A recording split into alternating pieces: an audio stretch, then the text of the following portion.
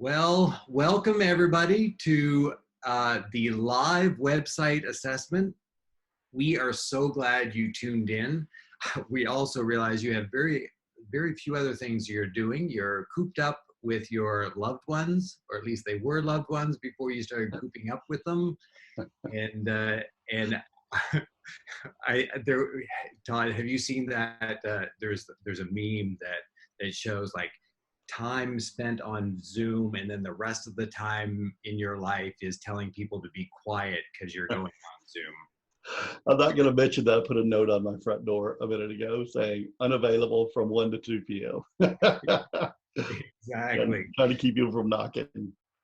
Well, the people who've tuned in obviously want to know a little bit about websites, but a lot of people are also asking the question, so why Generis and why church communications and websites? And the Generis has been around for over 30 years, and we have some of the most incredible consultants that are all across the country. We're one of the largest church consulting groups in the nation, and we talk to hundreds and hundreds of churches, and we really help them decide how to do generosity more.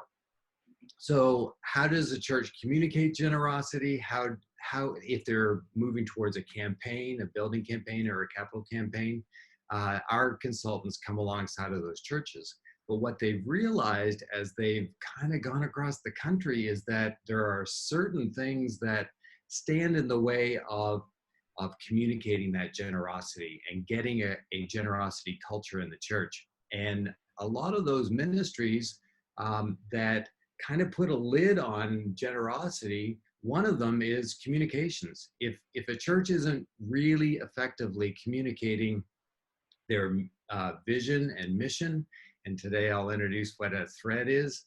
If it's not communicating that properly, then it's really almost impossible to get a church member to give generously to the church. So Todd, you've been around you've just been around for a long time. That's a gray saying that, isn't it? Yeah, exactly. And you were with Insight for Living Ministries, right? I was for 11 years. I ran the communication, marketing, I guess sort of advertising department and web department, and through all our international offices. So I've got over 25 years experience on websites, churches, and nonprofits. And I came to Generis a couple of years ago because I really love what you just said, the aspect of how do you fund vision, and then seeing the complications of your donors seeing things on the web, and that just doesn't jive with your generosity strategy. And so I really love the idea of honing websites, social media, any kind of internet tools to further generosity. And of course, that just fits hand in glove with your communication skills. So this is going to be a fun day today. Yeah, it really is. I've been, I guess for 34 years, I've been in communications, and I was senior creative director for one of Eastern Canada's largest ad agencies. So you'll hear an out and about in the house, and I try not to say a that much, but occasionally that slips out. Um, and what's really fun now is I'm the executive director for Center for Church Communication, which we influence about 10,000 churches all across the country. But more importantly, Todd, you and me, Mark McDonald, we are part of the Generis Church Communications team. And what we want to be able to do is we don't want to offer as a service to churches everywhere across the country the ability to have somebody who really knows their stuff to come alongside of the church and to be able to coach them to help them do better. So I'm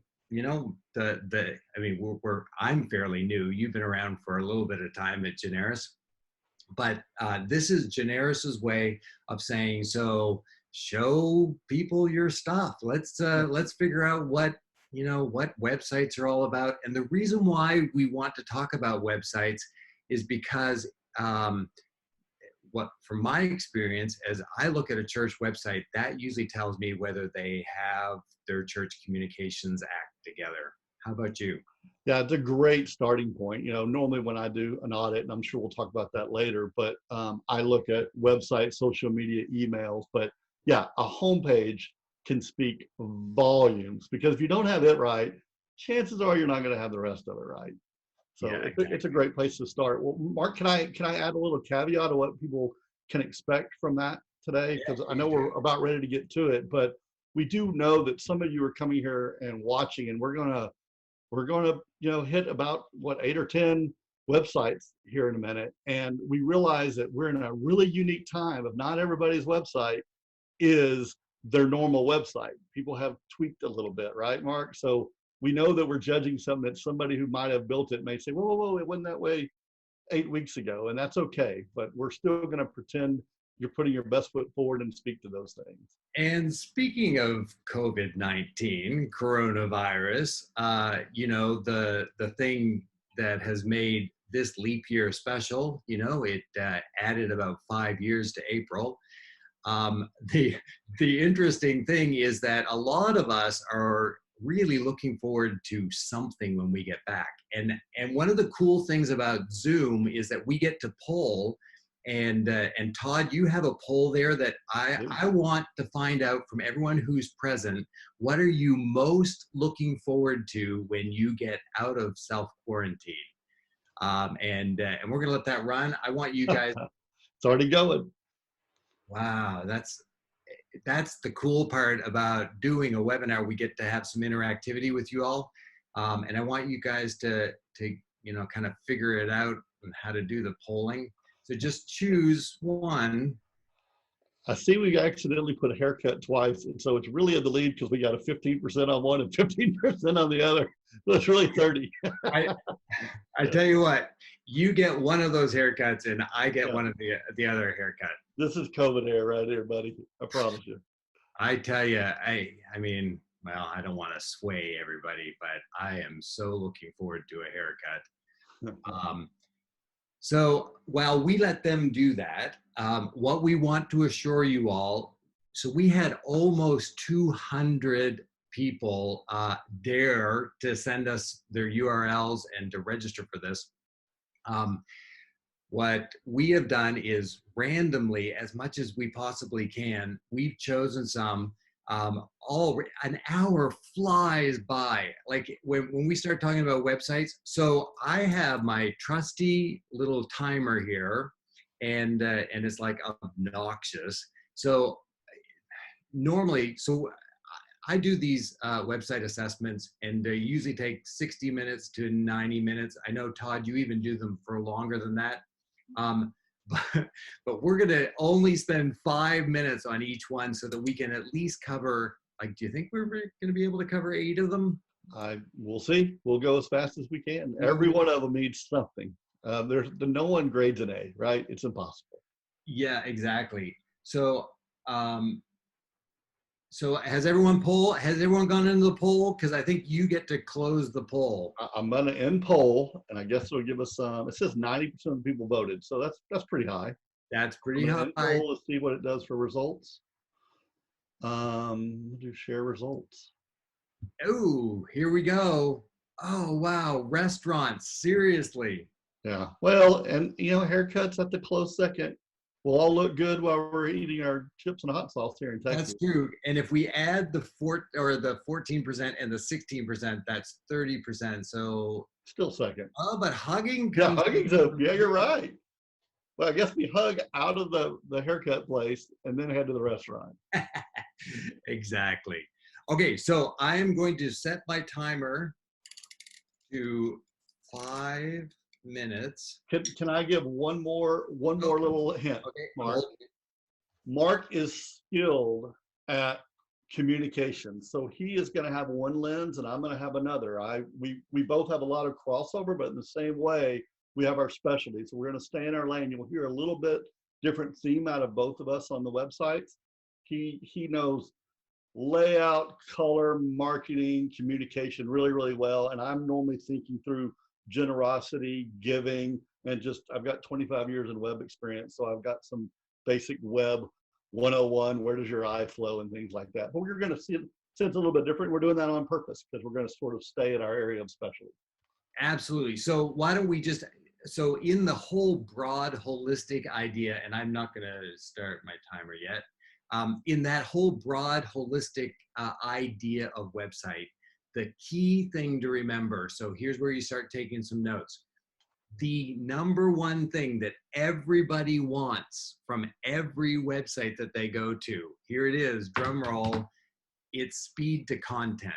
So it's whatever content that they want, and you need to give it to them as fast as possible. So we're going to talk a little bit about that today. Talk about low digital tech. So this is my PowerPoint. So speed to content. So we've got to talk about hierarchy and organization and editing. So all of this really comes down to the website paradigm. What are people expecting of a website? So, you know, I travel an awful lot. I still try to pick up a newspaper when I'm in a local place. No one has to explain a newspaper to me. Every newspaper pretty much does the exact same thing: headline, columns, pictures with captions. So all of those things go into play about how fast I can kind of peruse through a newspaper. When people go to your website, if they want speed to content, you have to stay on website paradigm. So imagine if a newspaper decided, okay, well, we don't want headlines at the top. We're going to put headlines at the bottom from now on. It would be confusing. And yet some of our churches decide, okay, well, let's be really creative. You know, we all have that creative bone in our bodies where it's like, let's just try something different. It's probably not a good thing, because especially if you break paradigm, it slows down people to finding the content that they're looking for. So let's jump over into, I'm going to figure out how to do all of this at the same, oh, and I've got to change my, so we set it for, here's a website. I hope that they're here. They should be here. First Free Church. And it's, Todd, can you see that? I can see the website, yes. Okay, so it's efree.org. First of all, I guess that, remember, speed to content is so critical. Now, if you go to a restaurant that we all want to go to again, and they hand you a really big menu, it takes you forever to wade through that menu in order to be able to find what you're looking for. Well, in the same sense, if you have a lot of menu items on your website, it takes you longer to figure it out. You know, those really high class restaurants that, you know, they hand you the one, now it's going to be a recyclable card that has the, you know, 4 or 5 things on it that the chef has prepared for you. Well, you've gone to the restaurant and you're asking them to give you the best of what they have to offer. Well, if you only have 4 things to choose from, you can quickly say, I like the fish, thank you. And like, it's a really fast thing. So if you come to a website and it looks like there's a lot of choices, it slows you down. So that slowing down process is a very big concern, and especially on this website. So I think I can actually, let's see here, I can change my cursor so you can see what I'm pointing at.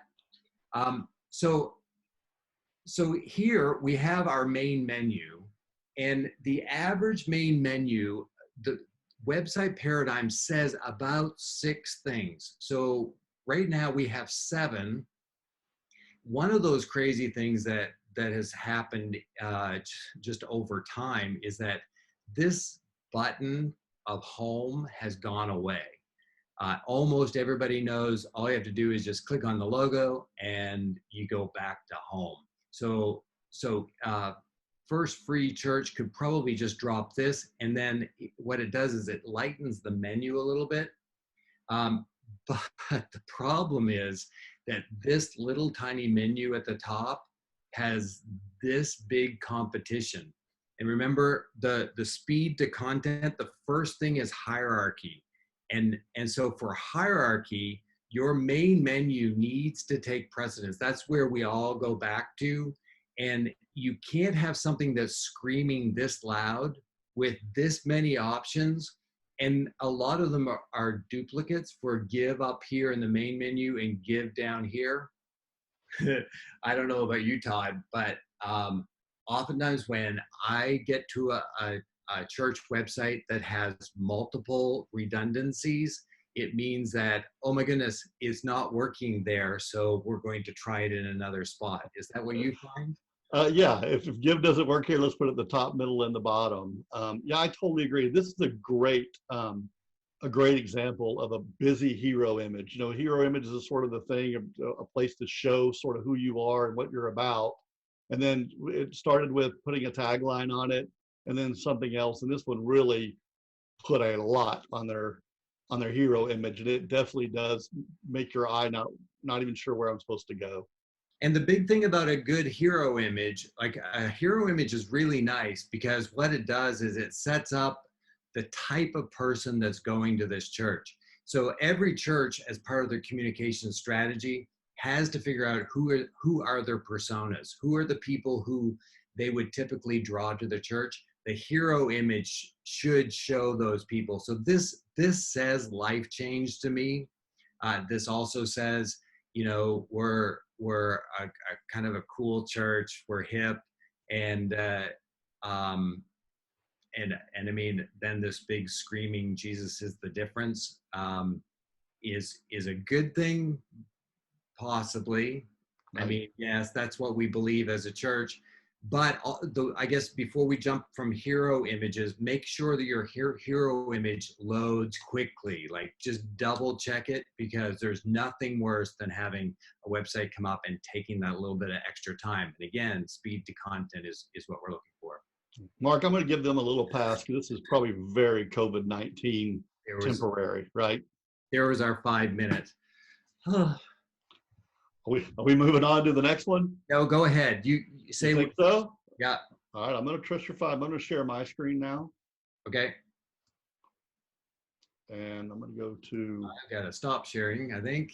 Okay. Well, no, I think I overrode you somehow, brother. Woohoo! Did I? Yes.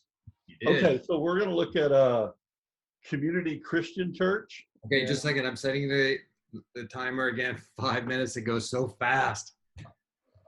Okay, so Community Christian. This one's very interesting, right?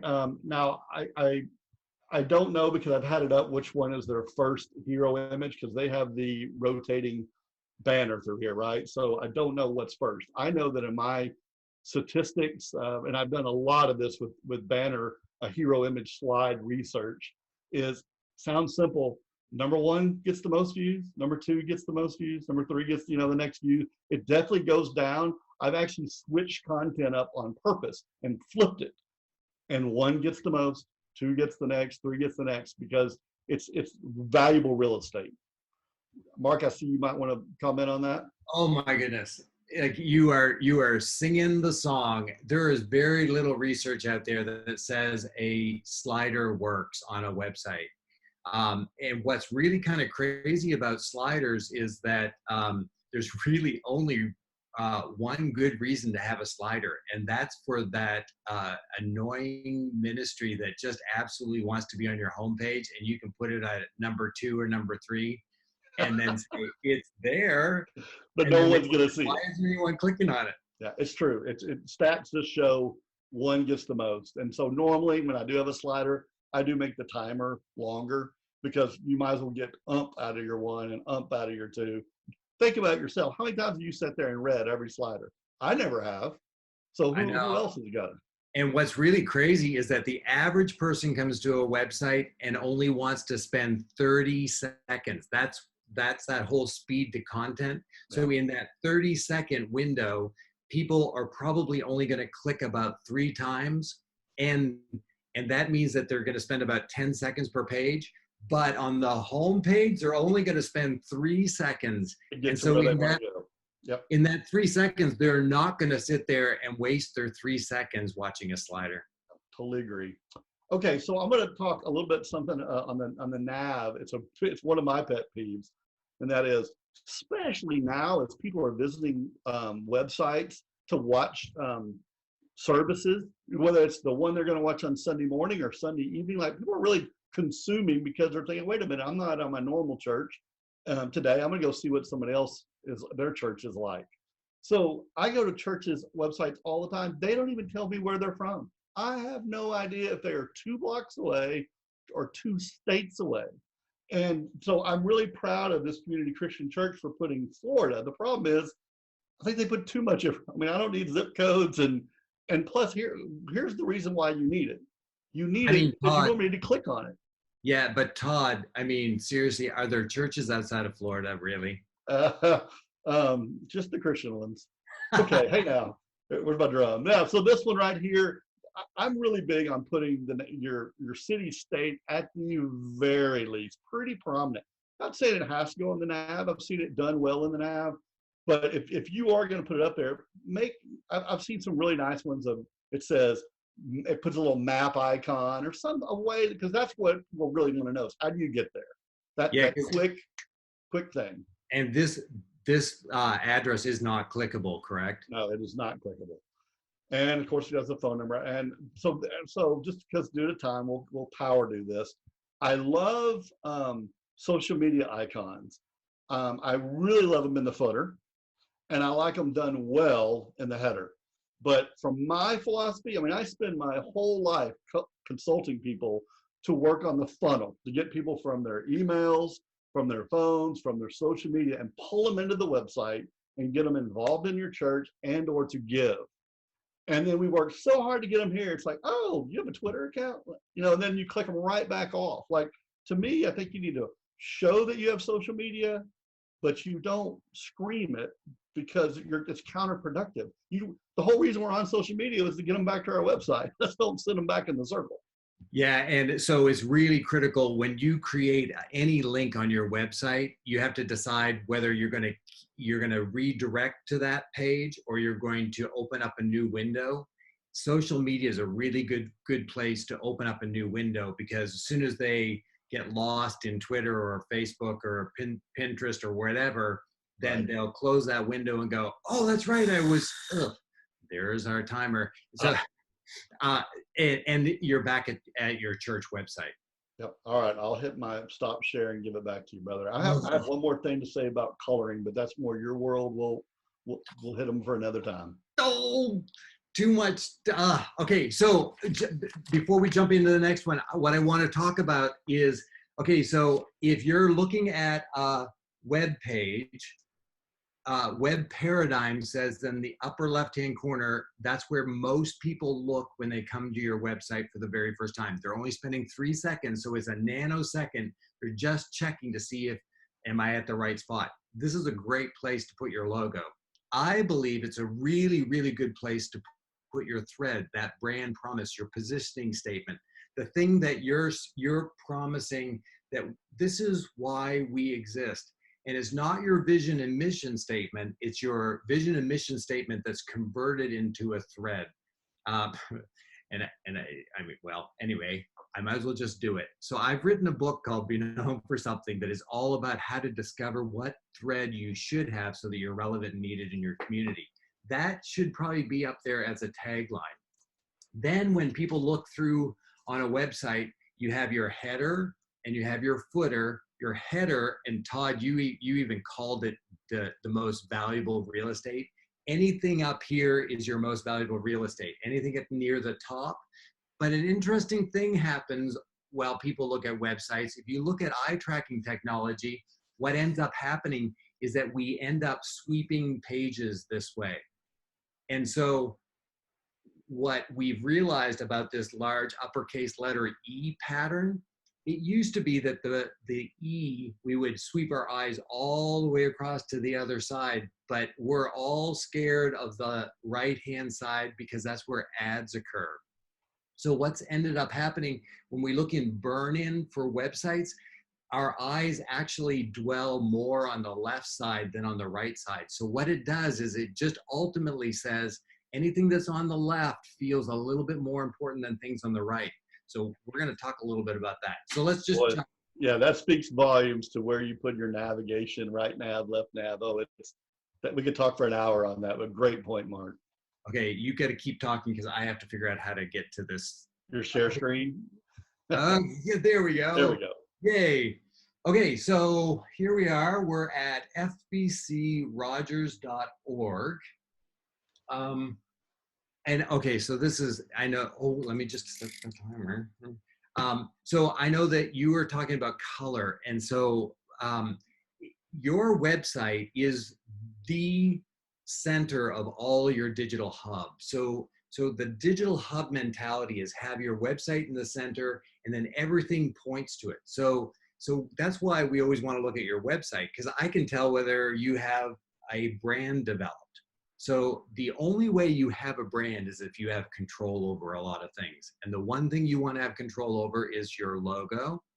Then the second thing, you want to have control over your colors, and you want to have control over your fonts, and then your thread.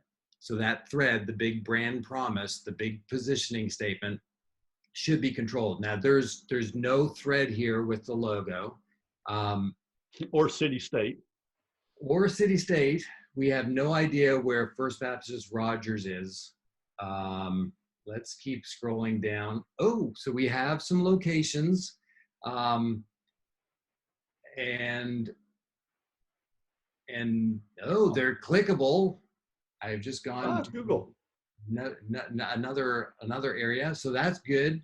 But what occurs to me up here is this is an interesting brand color choice to have mustard and lime together. I'm not sure whether that's by chance or by control.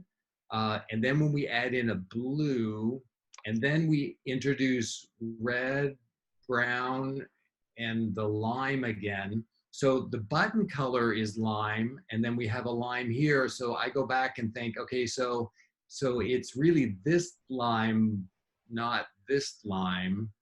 So just be very careful that you, in order to have a controlled brand, make sure that you have a small amount of color. So can I interject for a second? I got to ask you a question. You and I have never talked about this. I know that you want to be true to your brand and your logo and the colors, but sometimes, the church has a look. Like this church probably has a look. And so I like making the website feel like what you're going to experience at the church.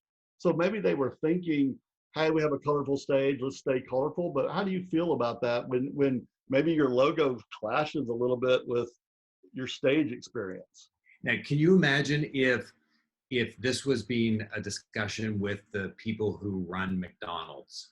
It's like, what if your logo doesn't really kind of feel like your restaurants? And then people are like, well, our restaurants should feel like our logo.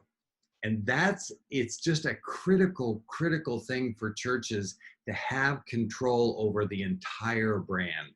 And that brand is anything that happens between the car and the front door of the church, inside the church, online, on social media, in Twitter, like every place, on your YouTube channel. Oh, and I mean, Todd, let's just talk about it. Let's just jump here. Let's go to their online giving, because we know that if people jump onto an online giving portal and it's branded like the church, they're more apt to give. Do you want to talk a little bit about that? Yeah, I sure do. It's funny, I was going to say something a minute ago and it ties in perfectly. I know a lot of us churches use templated software, and that software was made to make the church secretary and volunteers' job easier. So software is not built to solve problems that Mark and I are talking about. They're meant to save you time. And same with online giving software. It's just made a place for people to check out. It doesn't mean it's following best practices. Best practices, your donation page needs to have the brand of your church and your reason to give there. It just can't be, what do you want to donate? Click enter and trust this, we'll get it, which is what a lot of people default to. And I know that you and I have certainly talked a lot about the online giving moment. Like, where do you put that giving button? and oh my goodness, we could probably just do a whole hour on the best place to put it. Now, this church went into their eyebrow menu, so you have your main menu here, and then an eyebrow menu is like your eyebrow that just sticks up above, Right. and you put it up in the online giving. I just want to check to see whether it's brand. Well, I'm going to talk about this. They've got, yeah, they're doing a no-no in my book. Okay, But do you want to talk about it here? let's talk. I've got. I'm going to talk about one of the websites I've got right that I've looked up. Yeah. Okay, so sorry, I FBC know. Rockers. We're Can you going go to back to move the on. homepage real quick? I just want to say something. I don't know if it'll show up again, especially for those of us who are in states who are not getting back to church immediately, which is plenty. Um, One, I'm gonna give a backhanded compliment here. I am very proud of them for putting "We Are Streaming Live" in and a countdown, because you would not believe how many times I've gone to a church and they've got to listen live, and I don't. When is it going live? I have no idea. So countdowns are great. Second of all, there are people who go live all during the week, and so this church isn't explaining what is going live. Your main service is going live, or your pastor is doing a live from the grocery store at 3 p.m. on Tuesday. I have no idea. Yeah, and there's no real quick way to find the online link. Right? Yeah, you're streaming live, and then yeah, what am I supposed to do about it? Give me a Exactly. call to action. Now, Yeah, granted, you know, I'm gonna soften what like how you just like growled all over them. These great people at First Baptist Rogers, I'm sure have the software so that it says we're streaming live in 2 days, and then in 2 days, 18 hours, 39 minutes, that's going to turn into a button. I'm sure of it. it could. I'm really big on the archive too, of getting you to say watch live or watch archive, and once again, we're limited to 5 minutes. I get Feed it. the content. Everyone wants to find the content that they're looking for. So if someone's coming to find your church online, make sure that they can find it really fast online. Yeah, totally agree. All right, Mark, I'm headed to my website. You can see it here, Stonebridge United Methodist Church. Whoa. Yeah, very interesting. Back to your navigation, they actually did a flush left nav, which I find very rare, especially with responsive websites that for mobile, like it normally can push right or left depending on whether you're on a tablet or phone. So I wouldn't do a flush left. I'd let it go where it goes. I too noticed, we can talk about it a little bit here, Mark, that they don't, well, there is giving, but they put giving in the middle. And let's get into it a little bit. My answer is it depends. It depends what season you're in. If you're running a capital campaign, or in this COVID time where people are coming online to give, I don't have a problem with sort of shout and give. But in general, shout and give is really not one of your favorite things, Mark, because it really sort of clashes with saying who we are. Oh, by the way, we need some money. Yeah, and the only thing that I would like, sometimes when we're in looking at working on a website, we kind of forget that we're supposed to take a step back and look at the forest. Do you realize that this giving button is right next to COVID-19? So we're giving COVID-19 away. Like we just come in, and so just be careful. Be careful about as we transition back. And again, that could be like a whole other discussion that we probably should take. That what's the new normal?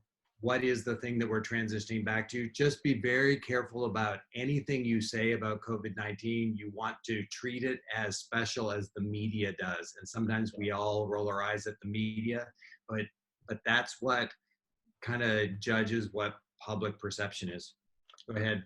Yeah, I do like the fact that they have their McKinney. It's not clickable. Oh no, it is clickable. I'll give them that. But I've already clicked on this site about 30 minutes ago, or an hour ago, I guess it is by now, just because I wanted to look at it. And this is not on any other page. Once again, people don't stay on your homepage forever. If it's important enough, your homepage, it needs to be in that important real estate for the rest of your site. Don't make your nav on the homepage completely different than what it is throughout the site. Okay, so why don't we jump into an inside page, because so that we can at least say that we looked all through websites. I'll do this. Yeah, I noticed this one right here. So this is probably a temporary page, I would imagine. I mean, because it's worship online, but I've noticed they also have traditional and contemporary. So they sort of have different pages and different time. And I guess that was something that already was there, and then now they've added a different online. So they're telling us we have one online time, and I find this interesting. Search services will be available on YouTube or Facebook, and they are clickable. But I didn't know they were clickable. Like to me, I would have put buttons to say you be the boss. Meaning, you want to watch this way? Click here. You want to watch this way? Click here. Or we're going to do it right now, on our own website with our own software. But give people easy access. I use Chromecast in my house, and so I like to watch with YouTube just because it's easy to do from my phone, and I don't like doing from Facebook. Yeah, and so here's like Paradigm. Paradigm says that most links are blue. So that doesn't mean that they have to be Microsoft blue, because I'm a Mac guy. I don't want that screaming blue, but most people prefer to click on a blue link, or an underline. So if you want YouTube and Facebook page to stand out, just underline it, and most people will think it's a link. We're getting into basic website 101 here, and not so much church, but even this Give Now, same problem. That looks like art to me, not click. So I'd almost have a Give Now, a button down here, because I don't know to click on that. It looks like just it looks like art, not clickable art. Yeah, and that's interesting because remember that whole big uppercase letter E pattern. People are scared to get over to the right hand side because of art. So it's like that. A lot of times those ads run over there. If you make something look like an ad, it'll be less likely that anyone will click on it. Yeah, totally agree. Oh yeah, I saw a church updates here. Where is that? I don't know if it's This isn't fair. I didn't look at all mine. Yeah, well, I barely did because I want to make sure they were up. You know what I mean? Like I just pulled up 4 and clicked them all to make sure, and I cheated a little bit. By the way, we just had 2 participants leave, and that's probably because you were so angry about the last guy. Oh my goodness! It was their webmaster and their pastor bolted. That's right. Okay, I'm never watching them again. Did my thing go off, Mark? No, you have about a minute and a half. Okay, I'm just going to click contact us. Okay, click. Yeah, they have a very interesting file that doesn't let me know things are clickable, but I'm going to give them credit there. I'm going to go look at their footer. Okay. All right, Mark, you and I haven't talked about this either. This footer has too much, but sometimes, certain situations, I'm okay with a dual footer, where the top one is sort of the meat and the bottom is the legal jargon, right? I'm okay with a lot of content, but it can't be the footer. It needs to be a footer that if you really want to pay attention, you'll go down there, but your average user will stop at that top footer, which needs to have your bread and butter. This one's just too busy for me. What are your thoughts? Yeah, no, I agree, because it ends up being a huge menu, and all the pages, that hierarchy as the number one thing for speed to content. There's no hierarchy here. So everyone just has to peruse through it all in order to figure out where they want to go to. And they won't. And they won't. And there's no branding down here too, Mark. No imagery, no picture of the pastor, which I know some pastors don't like their picture. I'm sort of a fan of, I mean, I love pushing the church and not the pastor, but sometimes a face that they can connect with, especially if you have a famous pastor. Those are, we could argue whether or not you need to make them front and center, but I sort of like it because it's people are interested. It's the first question they ask. Whose hand are they going to shake on the way out the door the first time? They're going to shake the pastor's hand. They're not going to shake the janitor's hand. If we had just a little bit more time, we could just talk about famous pastors. Yeah. But we don't have that time. That's a whole other topic. All right, I'm stopping sharing, Mark. Okay, there we go. There's your time. So let's just jump over to the question and answers, and let's make sure if anyone has any other questions. We have 15 minutes left. So let's see. How important it is to have an app if you're driving everything to the website, does an app complicate things? Do you want to talk about that, Todd? I will, and I'm going to speak out of both sides of my mouth. I do believe that apps can be valuable, but statistics show that people may download it, but they really don't use it. And I have church apps, and guess where I go when I think about them? Go to the website. Just because I feel like the website is more robust, it's going to have what I need, and I happen to know enough about apps that they're normally either templated or they're very costly to update. And so I know that people don't keep them as fresh. And so I normally just lean towards the website. And so if you don't have an app, you're not losing out. If you do have an app, I'm not telling you to get rid of it, but an app is not the be all end all for a church. What does your experience say? I totally agree. What I have found is that if I talk to a church who has a broken website, they'll have a broken app. It's very rare. You know, most churches, there's a couple of reasons why everyone wants an app.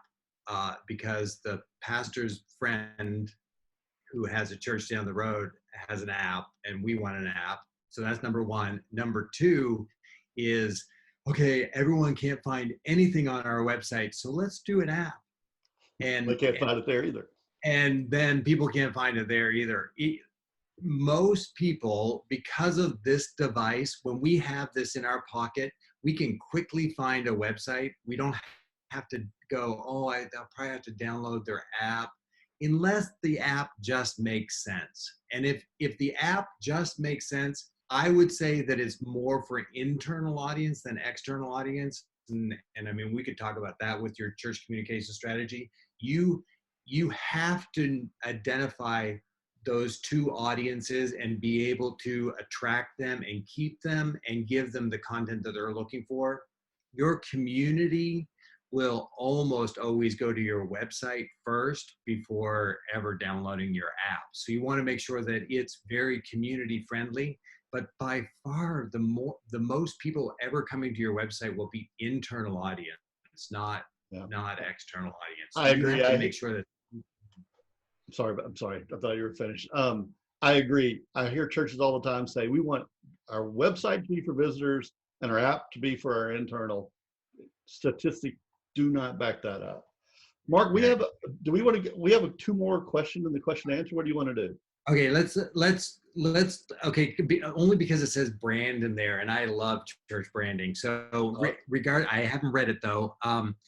Regarding brand experience, if we have two service types, traditional and contemporary, should we choose just one to be the signature service to promote and therefore likely primary target audience, or try to promote both?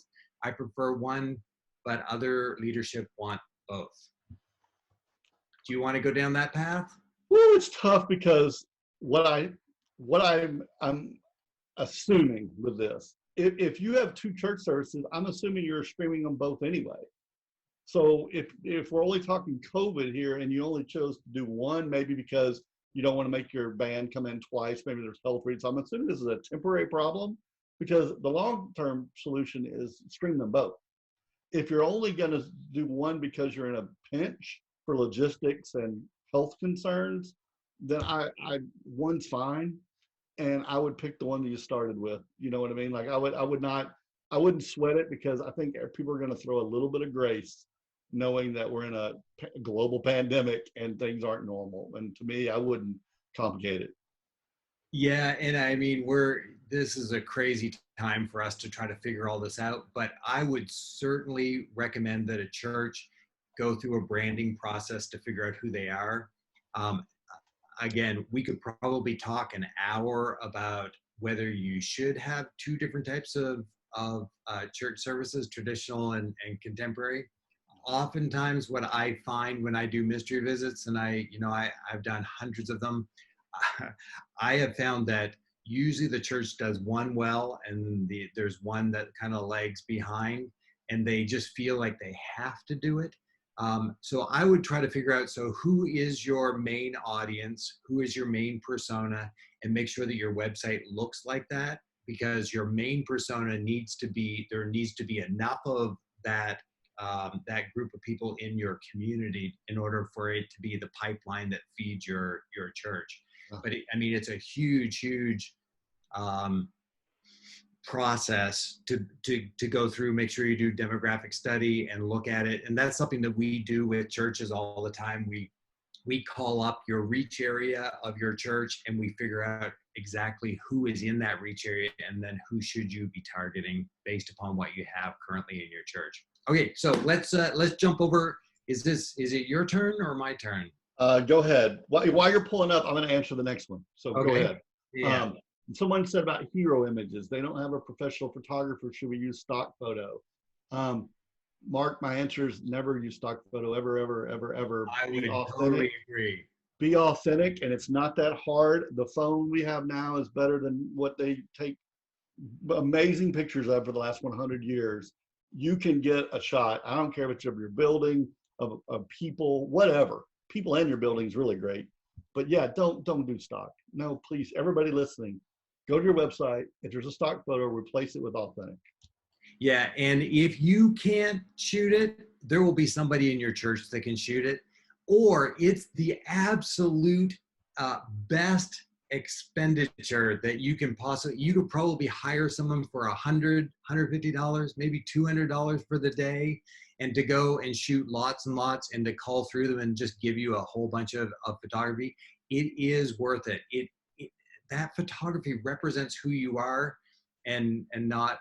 It's like you go down the frame aisle of Walmart and it's like, oh, that's the picture we use for our church. Okay, so let's take a look at this one. Oh wow, I clicked on a different one than I thought I was clicking on. Okay, so waymaker.church.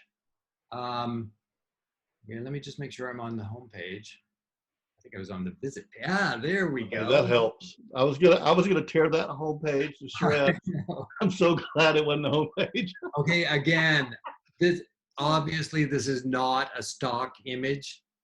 This is a real image, and look what it tells you about this church. So, the speed to content with hierarchy, organization, and editing.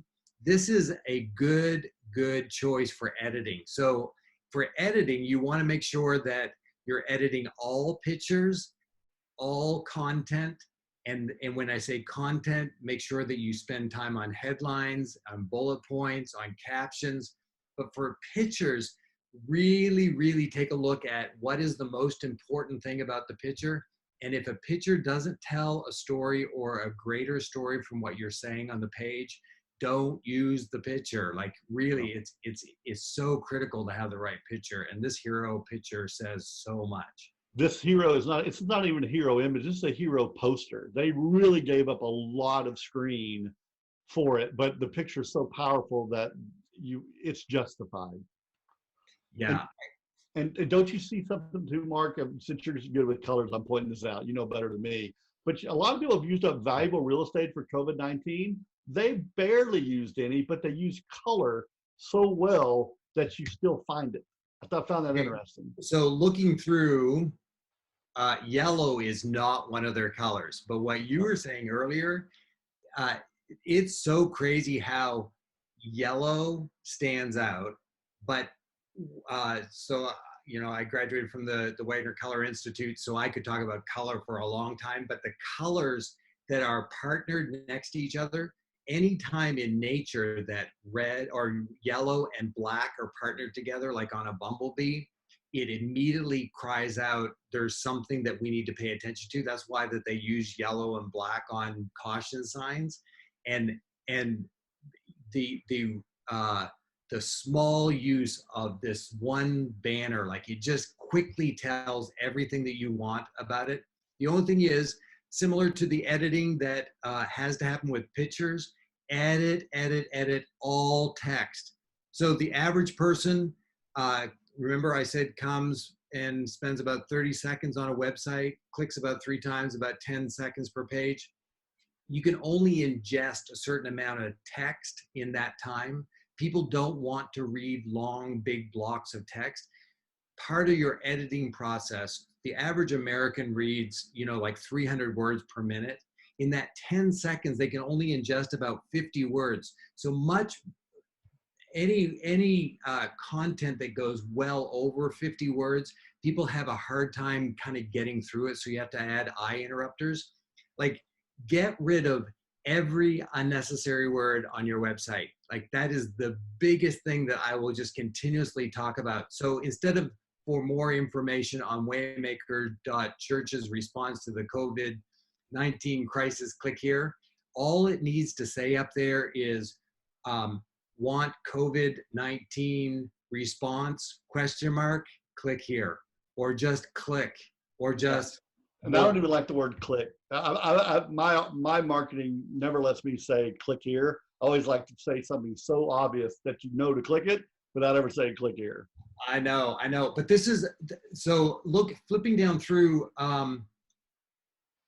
so they don't have their logo. They have their logo in the upper left-hand corner. Then they have the name down here. That's fine. It might slow you down a little bit. The online every Sunday, it's pretty clear what's going on here. I assume that they met in church because they have a big picture of that. Maybe they should have put like a big Zoom thing here just to switch out their hero image. I'm joking. So we're here for you. Request prayer. Get involved. I like this. I mean, I think that they're doing a pretty good job. They have some multiple brands, and we could again talk about multiple brands because, you know, if you have a school involved with your church, or you have an institute or something, be careful about sharing your homepage with those brands, because the more brands you have on a page, the you know, it starts adding some confusion to it all. Could I say something? I want to interject 2 cents right here. And yeah, that is, we have 1 more minute on this one, and then we're going to finish up. Okay, because this is bigger than this website. And that is, we are in a hybrid state right now. And so when I see something about response to COVID crisis, I'm expecting to hear something about your pastor and here's our policies. There's something to this time now where people are coming online to experience church. And so I'm okay with even a temporary website or something that sort of says, here's how you get involved today based on what we have available. Don't talk about what you don't, sorry, I'm so blurry, sorry. Don't talk about what you don't do anymore. Talk about what you do. There are online community groups. There are things. Stay in the positive of what's available, and don't just sort of say, oh, here's what's normal for us. But look, because of this COVID-19, click here and we're going to tell you everything that's shut down. Yeah, and I guess I would add to that as a church, you need to figure out what your brand is. What is that big brand promise, what I call the thread? So what is the thread that unites all of your ministries? And then we switched from format, from in person to online. Some of you are doing both of them, but now you're only doing one. When you switch back, like, you don't want that thread to change just because of the technique of delivering the service. Right. And so when you switch back, it should just feel like, okay, well, we've just opened up our doors again. You know, I change location, not who we are. Absolutely. Yeah. Well said. And the thing is watch what some of these big brands are doing. You know, the restaurants where you can't go inside anymore, they have become like they're the same restaurant. You just do it through pickup rather than coming into our restaurant. And there's a lot of churches that are changing who they are as they've gone through this COVID crisis. And then when they switch back, they're gonna end up having attracted a bunch of people online through their new brand. And then when they go back to their old brand, people are going to go, well, that's not what I signed up for. I was enjoying that thing. Yeah, exactly. Well, Todd, oh my goodness, like we have 2 minutes left, and hey, we only lost 2 people in this whole thing. So obviously we weren't as scathing as we should have been. I tried once. I ran 2 people off. But I want to invite all of you to, you know, you're going to get an email through our system, and it's going to have a way to contact Todd if you want to talk more with him, or if you want to talk with me. I do offer an entire website assessment where I do it exactly like this. We just call it up in Zoom, and you have as many people as you want on the other side of the screen. It's $4.99, and if whoever signs up in the next week for that, just contact me through that email. If you sign up, I will sign a book and send you a free book for Be Known for Something. And I mean, I certainly would love to help you. And Todd has a really in-depth audit. Do you want to talk a little bit about it? Yeah, my audits, I mean, I normally focus more on a large audit where we come in and look at funnels. Like my whole thing is trying to figure out what it is you want the end game to be, and then creating emails, social media, and designing the site to convert, especially if you're in a capital campaign or any kind of giving campaign, which we sort of are now in the middle of the COVID-19. And that is, I want people to convert and know what they're giving to and why they're giving. So I'm going to focus more on donations and building funnels in, and that normally takes for me a lot longer. So my audits normally, a couple of days is what I try to make it. But yeah, so clearly Mark is brilliant master at colors and layout and the brand, and I'm trying to focus on the funnels and getting people to go where you want them to go, especially if you're concentrating on generosity. And the cool thing is that if you talk to Todd or if you talk to me, almost always we end up involving each other to be able to pull it all together, because I mean, it's a huge task. So any one of you who are actually doing this on a regular basis for a church, Todd and I both pray for you regularly. We're praying for your churches. We're praying for you, especially in this crazy time of COVID. And we have certainly appreciated that you gave us a whole hour of your time. And again, we're here for you anytime that you want to talk to us. I even have, I have low my PowerPoint, mark.mcdonald@generis.com or todd.turner@generis.com. And then if you go to generis.com/church-communication, you'll be able to find all this information. Again, thank you all. Praying for you. Bye, guys.